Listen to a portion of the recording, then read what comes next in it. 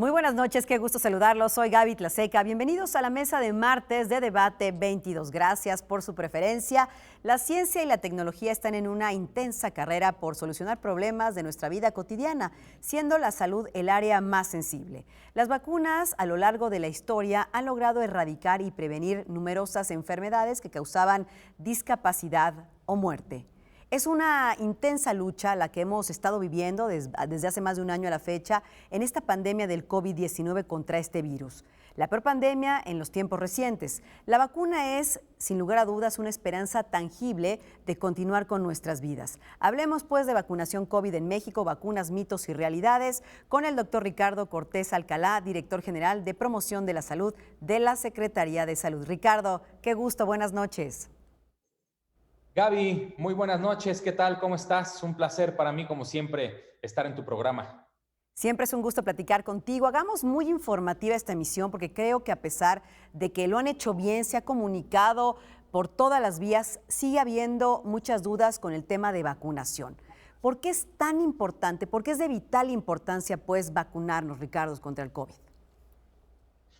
Claro, Gaby, mira, es importantísimo por la simple y sencilla razón de que es el único elemento, digamos, tecnológico, científico que tenemos a la mano para prevenir la enfermedad. El resto de acciones que tenemos disponibles son acciones no farmacológicas que dependen de nosotros, como la etiqueta respiratoria, el lavado de manos y el distanciamiento físico social de al menos 2 metros de distancia entre personas que no tengamos interacción diaria, pero la vacuna viene ya a darnos un elemento específico de protección. Ahora, yo te preguntaría, ¿es el coronavirus, es el COVID, un virus con el que tendremos que vivir? Mucho se ha hablado si sí o si no, o estará, digamos, la vacuna contra el COVID ya en el carnet de vacunación. ¿Cómo avisoran ustedes desde la Secretaría de Salud este tema? Mira, Gaby, desde la perspectiva epidemiológica, el SARS-CoV-2 es un virus que tiene diferentes reservorios. Uno de ellos es el ser humano, otro es seguramente múltiples animalitos de la vida silvestre. Es un virus que se comporta desde esta perspectiva parecido a la influenza, lo Ujú. que lo hace muy difícil poderla eliminar de nuestro ecosistema una vez que se ha instalado como lo ha hecho hasta ahora. ¿Qué diferencia hay, por ejemplo, contra otra enfermedad? Y voy a decir particularmente la única enfermedad que ha sido erradicable en el mundo, en la historia, es la viruela. La viruela fue erradicable porque solamente la teníamos los seres humanos. No era una enfermedad que hubiéramos adquirido por el contacto estrecho con animales, ya sea de vida salvaje o domésticos, sino que solamente existía en el ser humano desde hacía muchísimos años. Llega la vacunación a través de Edward Jenner, ¿sí? Que es quien inventa la vacuna. De hecho, se llama vacuna por las vacas que transferían Ujú. la inmunidad a las personas que ordeñaban en aquella época de los años de 1800. Después de muchísimos años de una intensa vacunación universal, se logra erradicar. Esto es poco probable, no digo que imposible, pero es muy poco probable que pueda suceder con el virus SARS-CoV-2. ¿Cuál será la metodología, reitéranos por favor, para vacunar a los más de 120 millones de mexicanos? Porque según el plan de vacunación contra el COVID, que fue anunciado por el secretario de Salud, Jorge Alcocer, pues se definen 5 etapas según los grupos de población. Platícanos, Ricardo, por favor. Con todo gusto. Mira, lo primero que hay que pensar es que si queremos llegar a una inmunidad de grupo, una inmunidad colectiva, hay que vacunar alrededor o al menos al 70% de la población de todo el país. Y muy importante que hasta el momento las vacunas solamente se pueden utilizar en personas de 16 años y más. Esto nos representa un reto muy importante porque las personas de más de 16 años y más representan alrededor del 75% de toda la población de nuestro país. Ujú, ujú. Eso quiere decir que debemos de vacunarnos prácticamente todas las personas de todos los grupos de edad que hayan cumplido al menos 16 años y más. Eso representa un gran reto. Ahora, hemos escuchado que se inició, por supuesto, con los que están en la primera fila de la emergencia atendiéndola, que son, por supuesto, los médicos, luego los maestros y ahora, pues, los adultos mayores. Y hace unas semanas, el gobierno, pues, abrió el registro público de vacunación de personas adultas mayores a través de este portal muy ambicioso, mivacuna.salud.gov.mx. ¿Cómo funciona este portal? Porque hay también dudas al respecto. Platícanos cómo iniciarnos, pues, para podernos registrar o registrar a nuestros seres queridos que sean justamente personas adultas mayores. Con todo gusto, Gaby. Ahí veo yo dos vías. Una, directamente poner mivacuna.salud.gov.mx y otra es a través del portal que ya es muy conocido por todo el país, coronavirus.gov.mx, en donde tenemos una sección específica de vacunación contra COVID y el primer anuncio o botón que aparece en esta sección de vacunación es el de regístrate aquí. Si le dan clic ahí, irá a mivacuna.salud.gov.mx. Si no le dan clic en ese botón, abajo de ese botón vendrá una serie de información muy útil para toda la población en materia de vacunación. Ahora, el sistema como tal utiliza la CURP como la llave de entrada. ¿Por qué? Porque es la clave que tenemos o que deberíamos de tener todas las personas que vivimos en este país, independientemente de si somos o no mexicanas y mexicanos por nacimiento, las personas que solicitan refugio, que vienen desde otros países o que viven ya formalmente en nuestro país y que no se quedan, que no se deberían de quedar con el estatus de turistas, pueden solicitar una CURP como residentes permanentes de nuestro país.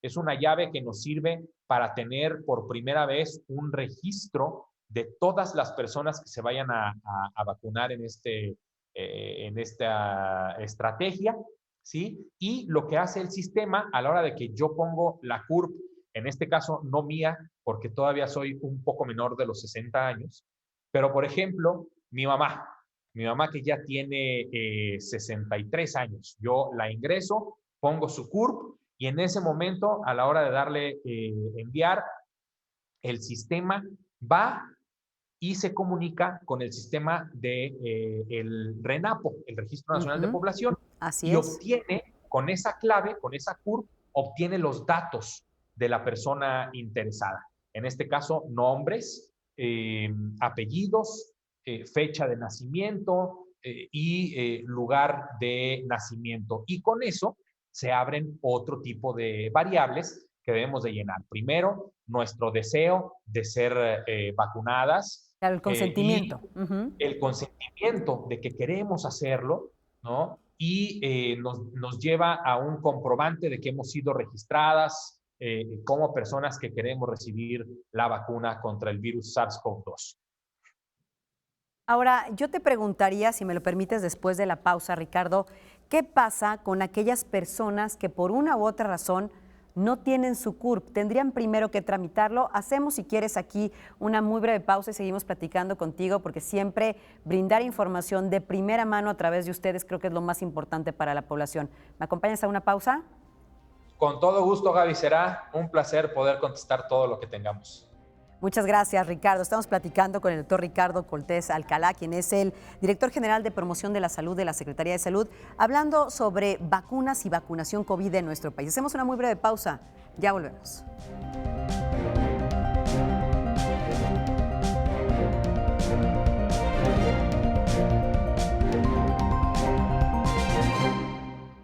Vacunas y vacunación COVID en nuestro país. Estamos platicando con el doctor Ricardo Cortés Alcalá, director general de promoción de la salud de la Secretaría de Salud.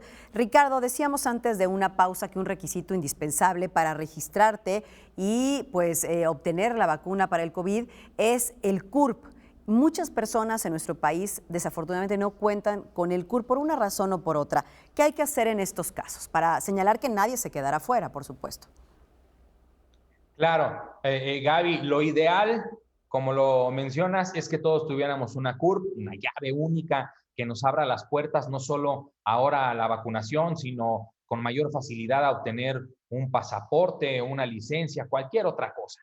Sin embargo, aquellas personas que no tengan una CURP registrada, se pueden de cualquier forma registrar y serán registradas para la vacunación en los centros integradores de la Secretaría del Bienestar, en todas las comunidades rurales y urbanas en donde existen este tipo de centros integradores a través de esta secretaría. Lo que haremos es construir una CURP, tan, digamos, casi sencillo como eso, porque la CURP, pues en realidad de lo que se trata son de caracteres y dígitos específicos sobre nuestro nombre, nuestros apellidos, fecha de nacimiento, lugar, entidad federativa de nacimiento, inclusive hay una clave específica para las personas nacidas fuera de México y al final solamente existen 2 dígitos verificadores para evitar la repetición. Entonces, en realidad, con los datos de las personas que vayan y manifiesten su intención de recibir la vacuna y en estos centros integradores se pueda registrar todos estos datos, se podrá hacer sin ningún problema el registro. No es ni forzoso ni exclusivo tener una CURP para acceder a la vacunación. Para acceder al sitio, sí, específicamente, pero no para acceder a la vacunación. Creo que esto es muy importante que nos lo aclares, Ricardo, porque desafortunadamente circula mucha desinformación en las redes sociales, hay información malintencionada que hace ver que sin la CURP no se puede uno registrar. Bueno, puede ser, pero esto no quiere decir que te excluyan de la vacuna. Y otro de los puntos importantes es que, como tú bien dices, la Secretaría del Bienestar tiene delegaciones y hasta donde sé, estas delegaciones, por ejemplo, en la Ciudad de México, se comunican por teléfono con los adultos mayores justamente para ponerse a su disposición en el caso de la vacuna. ¿Es así? Es correcto, Gaby. La Secretaría del Bienestar a nivel nacional tiene un censo que es alrededor de 7 u 8 millones de personas adultas mayores. Okay. Es básicamente la mitad de las personas adultas mayores de acuerdo al censo, último censo o a las proyecciones del Consejo Nacional de Población, que son alrededor de 14 millones de personas adultas mayores. Con esto, la Secretaría del Bienestar está haciendo llamadas a los números de contacto que tienen de estas personas adultas mayores, ¿sí? Y con esto se pone de manifiesto el deseo de la persona de recibir la vacuna, el saber que se tienen los datos actualizados o si la persona adulta mayor por cualquier causa ha fallecido, ha perdido la vida, pues también se registra en estas llamadas para poder actualizar el censo y tener los mejores datos para tomar mejores decisiones. ¿Qué otras opciones tenemos? Las pensiones, por ejemplo, del IMSS y del ISSSTE, Claro, para tener totalmente. la mayor cantidad de personas adultas mayores ya en un registro, pero que este registro específico en mivacuna.salud.gov.mx servirá para actualizar también los datos de donde las personas adultas mayores viven, porque a lo mejor una persona adulta mayor hace 1 o 2 años vivía en su hogar sola o con su pareja y ahora que ha cambiado, que ha incrementado su edad, a lo mejor necesitan del apoyo de sus familiares y viven, a lo mejor cambiaron su domicilio con alguna hija o hijo, con algún otro familiar y se actualiza también este dato para tener la mejor información para decidir a dónde se van las vacunas, a qué estado, en qué municipio, a qué código postal. Perfecto. Una vez ya registrados o haciendo contacto con la Secretaría del Bienestar, bueno, aseguramos la vacuna. Ahora, mucha gente, yo creo que tú lo sabes y es una inquietud que también tienen en la Secretaría de Salud, es los tiempos, porque hay que vacunar lo más rápido posible a la población justamente para generar esta inmunidad también que tú has dicho de rebaño y para estar todos mayormente protegidos. ¿Cómo están los tiempos? ¿Cómo se indica justamente a quién le toca cuándo y cómo va este proceso? Platícanos. Con todo gusto, Gaby. Tenemos planeado que a partir de esta misma semana que estaremos recibiendo los nuevos embarques de la vacuna contra COVID-19 por parte de Pfizer-BioNTech y además ya estamos en posibilidades de estar recibiendo otro tipo de vacunas como la Sputnik V o la de AstraZeneca a través de diferentes mecanismos.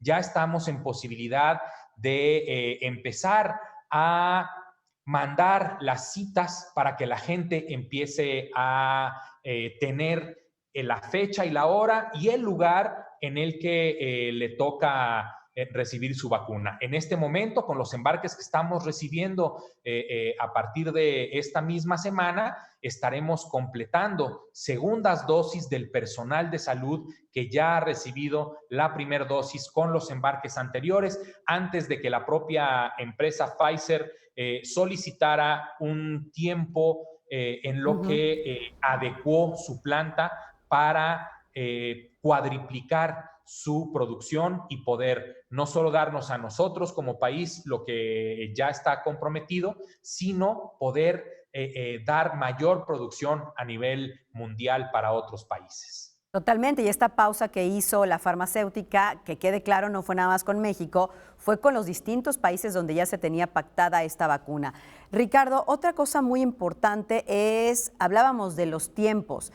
En muchas ocasiones, algunos reportajes, incluso internacionales, diría yo un poco malintencionados, hablan que al ritmo que vamos de vacunación, la población de la que hemos hablado podría estar vacunada, estos 75 millones de mexicanos, en unos 7, 8 años. Y esto ha generado pues una enorme preocupación en la gente. ¿Qué decir frente a esto?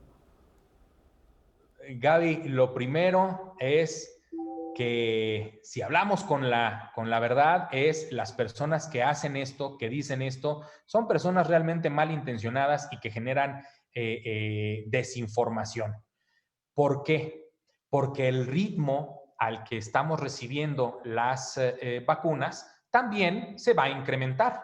No solo de la farmacéutica de la que ya hemos recibido hasta el momento cientos de miles de vacunas, sino de otras farmacéuticas, como ya lo comenté, que estamos recibiendo de Sputnik V y de AstraZeneca. Entonces, el ritmo va a incrementarse, de forma exponencial para también así vacunar a la totalidad de la población durante este año y con un máximo del primer semestre del 2022, pero esperamos que con el ritmo que tenemos de las promesas de entrega de las farmacéuticas, tengamos al menos 100 millones de personas vacunadas en nuestro país. Extraordinario, Ricardo. Permíteme hacer una nueva pausa y regresando hablemos de los famosos efectos secundarios que van desde la infertilidad hasta convertirnos en cochinos, quedarnos estériles, que nos salga un brazo en medio del pecho,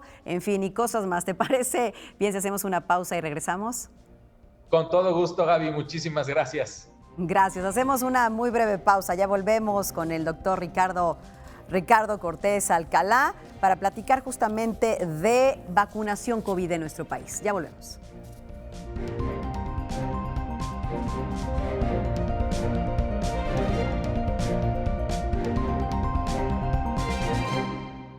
Vacunas y vacunación COVID en nuestro país. Estamos platicando, les recuerdo, con el doctor Ricardo Cortés Alcalá, director general de promoción de la salud de la Secretaría de Salud. Ricardo, te decía antes de una pausa que hay muchos mitos y realidades, pero una de las cosas que más preocupan a la gente es que algunas personas, bueno, se dice que más de 50 hasta el momento, han presentado complicaciones graves asociadas a la vacunación contra el COVID. No a todos nos tiene que ir mal.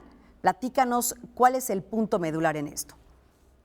Con mucho gusto, Gaby. Todo lo que nos inyectamos, todo, puede tener una consecuencia, un evento adverso.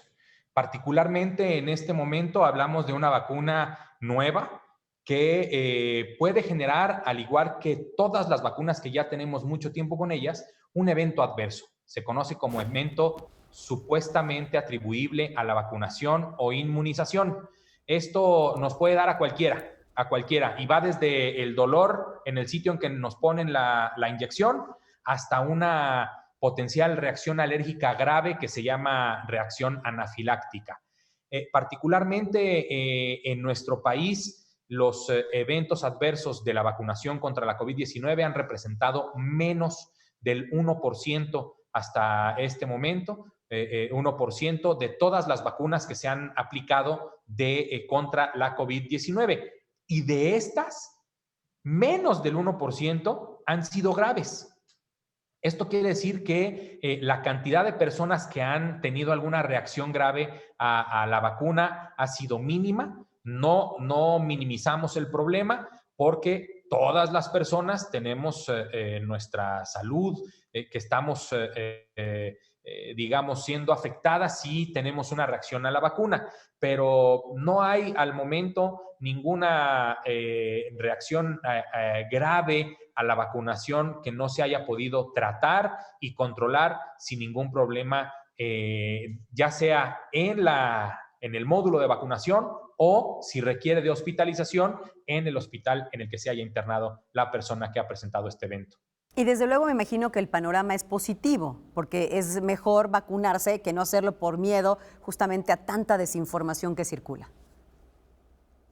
Es correcto, siempre el perfil de seguridad de todas las vacunas que tenemos disponibles en nuestro país al momento tienen un perfil de seguridad adecuado y es mucho más grande el beneficio que obtenemos que el potencial riesgo que pudiéramos tener. El beneficio siempre está ahí y el riesgo es potencial y es muy bajo de que se genere a través de la vacunación. Ahora, se dice que no todas las vacunas son para todos. Según nuestro perfil médico, ¿se va a poder seleccionar, digamos, la mejor vacuna para cada persona o nos van a vacunar, digamos, con lo que nos toque según vaya llegando las farmacéuticas y los lotes? Creo que también es otra inquietud, Ricardo. Claro, Gaby. Mira, las vacunas se van a ir distribuyendo de acuerdo a cómo vayan llegando a nuestro país. Sin embargo, si una persona, por ejemplo, declara tener un antecedente de reacción anafiláctica a algún medicamento, se puede evaluar en ese momento a través del personal de salud que estará en todos los módulos de vacunación. Se evalúa en ese momento la pertinencia de la vacunación, además de que se tiene en cada célula de vacunación elementos específicos para atender cualquier urgencia que se pueda presentar secundaria a la vacunación. Hay que observar a las personas durante 30 minutos. Entonces, en caso de que la médica o médico determine que a esa persona no es conveniente aplicarse la vacuna que en ese momento está ahí disponible, se puede generar una segunda cita para que se aplique otra vacuna si es que hubiera esta necesidad de postergar la vacunación. Perfecto. Ricardo, se nos acaba el tiempo, pero yo te agradezco porque hay que informarle al público que tan solo esta es la primera parte de la charla que tenemos contigo sobre vacunas y vacunación COVID en México. El próximo martes, en punto de las 9 de la noche, pues hablaremos de qué pasa con las alergias y la vacuna, qué pasa con la lactancia, qué pasa con mujeres embarazadas, qué pasa justamente con toda esta desinformación que dice que si se nos aplica la vacuna, ya te decía yo, estos mitos, nos vamos a convertir en changos o vamos a quedar estériles. o nos van a inyectar estos chips que cuando se prenda la red 5G nos van a hacer soldados de Bill Gates y todo esto, que creo que también es algo que tenemos que platicar. Entonces, te agradezco mucho y invitarte a que el próximo martes también estés con nosotros. ¿Cómo ves? Al contrario, Gaby, el gusto es mío. Gracias por la invitación y aquí nos vemos para el siguiente programa con todo gusto. Muchas gracias, Ricardo. Bueno, pues la primera parte de esta entrega de vacunación y vacunas COVID en nuestro país. Estamos platicando con el doctor Ricardo Cortés Alcalá, director general de promoción de la salud de la Secretaría de Salud. Y el próximo martes seguimos con este tema, así que los invitamos a que nos sintonicen próximo martes a las 9 de la noche. Soy Gaby Tlaseca. Muchísimas gracias por su atención y nos vemos el próximo martes, por supuesto, extraordinariamente bien acompañados con el doctor Ricardo a la misma hora y en el mismo canal. Buenas noches.